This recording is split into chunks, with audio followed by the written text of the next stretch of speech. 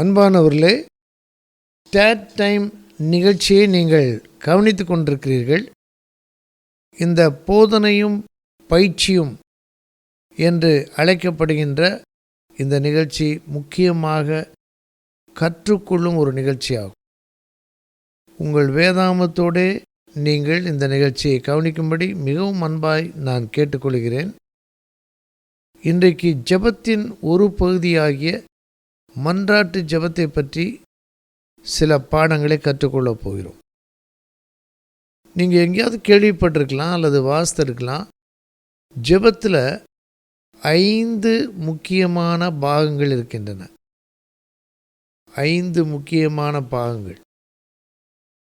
1 துதி ஆராதனை. இந்த 5 பாகங்களில் நமது விரல்களிலேயே ஞாபகம் வைத்துக் கொள்ளலாம். பெருவிரல் இங்கே பார்க்குறீங்க, அது துதி ஆராதனை, தேவனை போற்றி ஆராதிப்பது. அடுத்து ஆள்காட்டி விரல், அது தேவன் செய்த நன்மைகளை நினைத்து பார்த்து நன்றி சொல்வது. நடுவிரல் பாவ அறிக்கை செய்து எப்பொழுதும் தேவனுக்கு நெருங்கி வாழுதல், அதற்கான ஜெபம். 4வது மோதிர விரல். அந்த விரலில் சுற்றி மோதிரம் இருக்கிறது போல் நம்மை சுற்றி இருக்கிறவர்களுக்காக நாம் ஏறெடுக்கும் ஜெபம் மன்றாட்டு ஜெபம் என்று அழைக்கப்படுகிறது. கடைசியாக சின்ன விரல், சுண்டு விரல்னு சொல்லுவோம், லிட்டில் ஃபிங்கர். அது நம்முடைய தேவைகளை தேவனிடத்தில் சொல்லுவது. அது விண்ணப்பம் என்று சொல்லலாம், பெட்டிஷன் என்று சொல்லலாம். இப்படி ஜெபத்தின் பாகங்களை தெளிவாக நாம் அறிந்திருப்பது ஜெப வாழ்க்கையிலே ஆழமாக ஜெபிக்கவும் விரிவாக ஜெபிக்கவும் உதவி செய்கிறது. நீங்கள் கூட உங்கள் பிள்ளைகளுக்கு இதை சொல்லிக் கொடுக்கலாம். நீங்கள் நல்லா படிப்பதற்கு வசதி பெற்ற விசுவாசிகளாக இருக்கலாம், ஊழியக்காரராக இருக்கலாம்.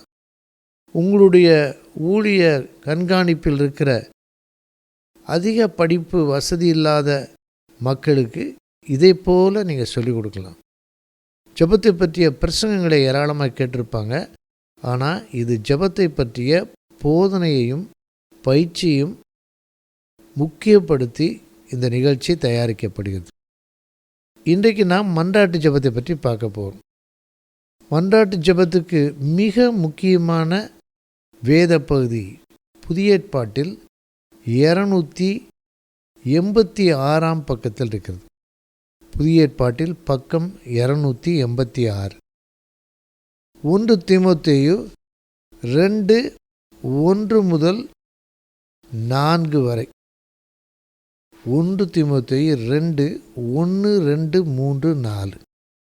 இப்படி தான் நாம் வேதாமத்தை வாசிக்க, பார்க்க, ஞாபகத்தில் வைத்துக்கொள்ள பழக வேண்டும்.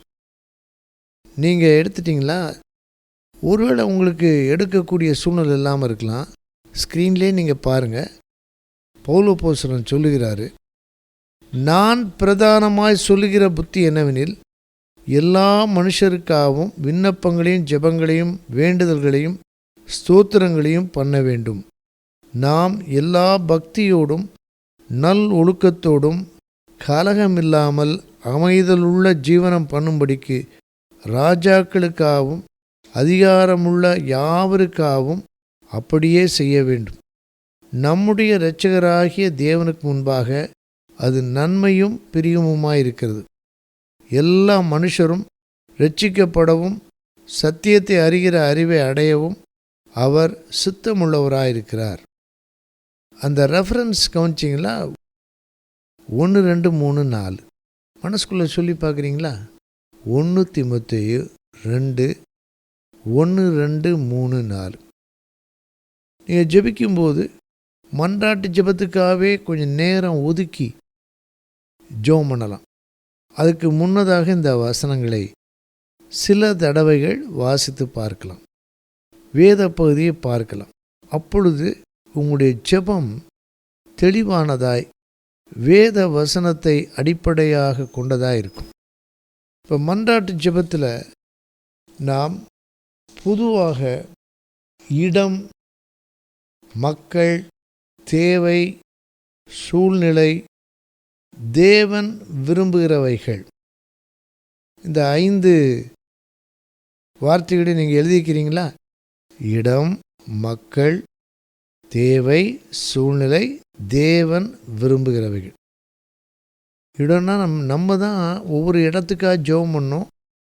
நம்ம ஒரு இடத்துக்காக ஜெபம் பண்ணும்போது ஊருக்காக இருக்கலாம், பகுதிக்காக இருக்கலாம், தேசத்துக்காக இருக்கலாம். அந்த இடத்துல தேவன் ஆசீர்வாதத்தையும் நன்மையையும் சமாதானத்தையும் கட்டளையிடுவார். அக்கிரமமான காரியங்கள் நடைபெறாமல் இருக்க முடியும்.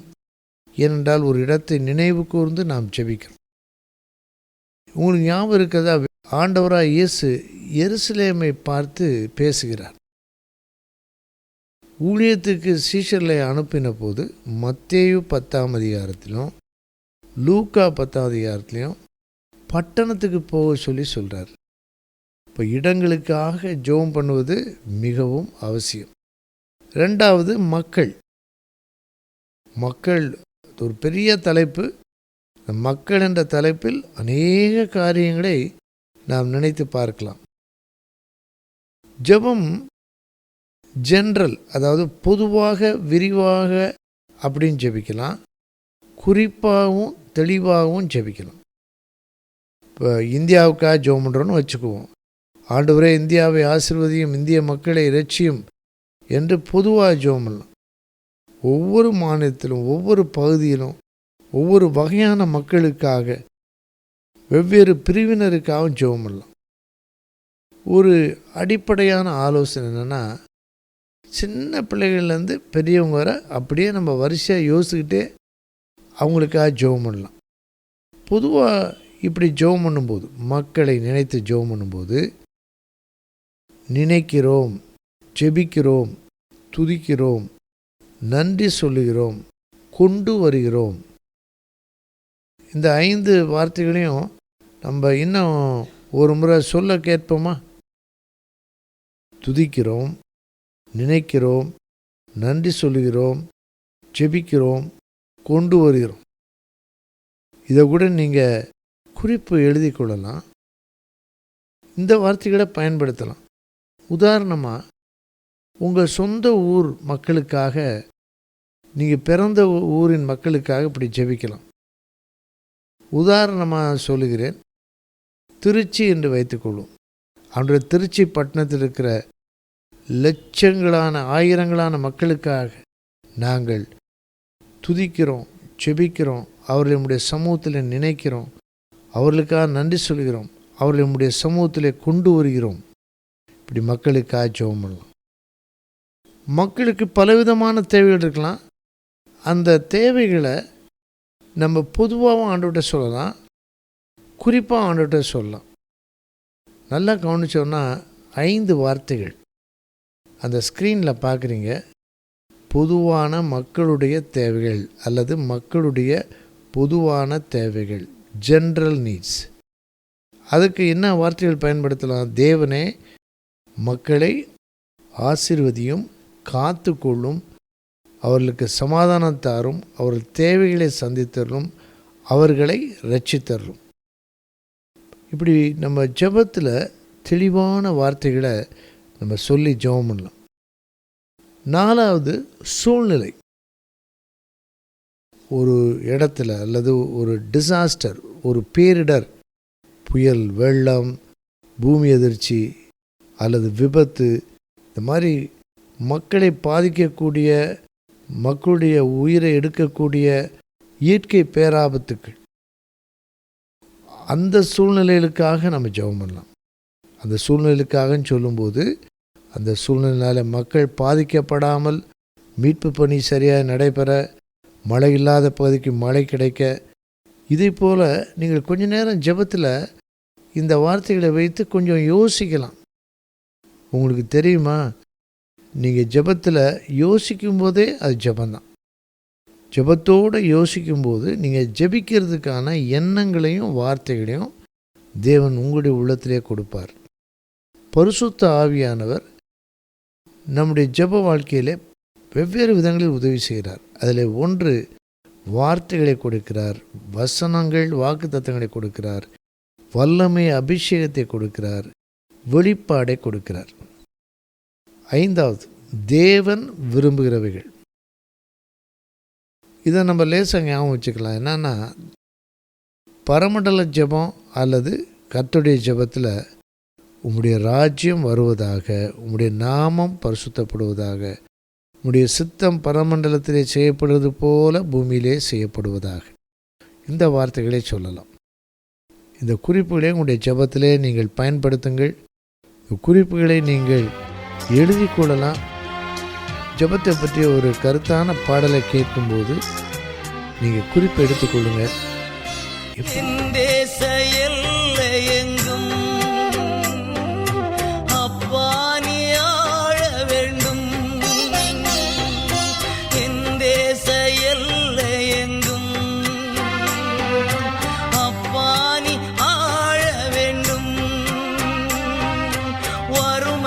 எல்லாம் மாறணும், தேசத்தின் வறுமை எல்லாம் மாறணும், வன்முறை எல்லாம் ஒழியணும், வன்முறை எல்லாம் ஒழியணும். எஜமானனே என் இயேசு ராஜனே, எஜமானனே என் இயேசு ராஜனே, இன்னமெல்லாம் ஏக்கமெல்லாம் உம் சித்தம் செய்வதுதானே, என் எண்ணமெல்லாம் என் ஏக்கமெல்லாம் உம் சித்தம் செய்வதுதானே.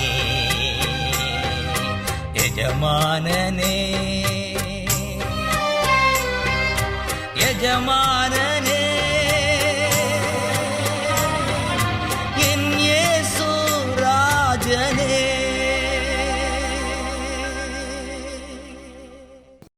நாம் எல்லாரும் சேர்ந்து ஜெபிக்கும்போது தேவன் பெரிய காரியங்களை செய்வார். இப்போ ஜெபத்தை பற்றிய நோட்ஸை நீங்கள் பார்க்குறீங்க, கொஞ்ச நேரம் பாருங்கள். இதை வைத்து தான் இந்த போதனை இன்றைக்கு தரப்படுகிறது. நீங்கள் இந்த நிகழ்ச்சியை மீண்டும் பார்க்க விரும்பலாம். யூடியூப்பில் நீங்கள் பார்க்கலாம். யூடியூப்பில் சுமார் 110 வீடியோக்கள், வேதத்தை தியானிப்பது எப்படி, வேதத்தை கற்றுக்கொள்வது எப்படி, ஜெபிப்பது எப்படி, இதை நீங்கள் ஒவ்வொரு நாளும் பயன்படுத்தும்படி அன்போடு கேட்கிறோம். கர்த்தர் உங்களை ஆசீர்வதிப்பாராக. இப்பொழுது நாம் ஜெபிப்போம். அப்பா பிதாவே, மன்றாட்டு ஜெப ஊழியத்துக்கென்று எங்களை அழைத்திருக்கிறேன். இதை பார்த்து கொண்டிருக்கிற ஒவ்வொரு விசுவாசியும் மன்றாட்டு ஜெப ஊழியத்தை கருத்தாய் செய்ய, இந்த ஊழியத்துக்கான அபிஷேகத்தை பெற்றுக்கொள்ள, குறிப்பாக தெளிவாக விரிவாக ஆழமாக வல்லமையாக ஜெபிக்க விண்ணப்பத்தின் ஆவியை எங்கள் எல்லாரும் மேலும் ஊற்றித்தாரும். சிறு பிள்ளைகள் முதல் பெரியவர்கள் வரை வயோதிபத்தினால் படுக்கையிலே இருக்கும் மக்கள் கூட தொடர்ந்து மன்றாட்டு ஜெபத்தை ஏறெடுக்க கர்த்தர் கிருபை தார். இயேசு இரட்சகர் மூலம்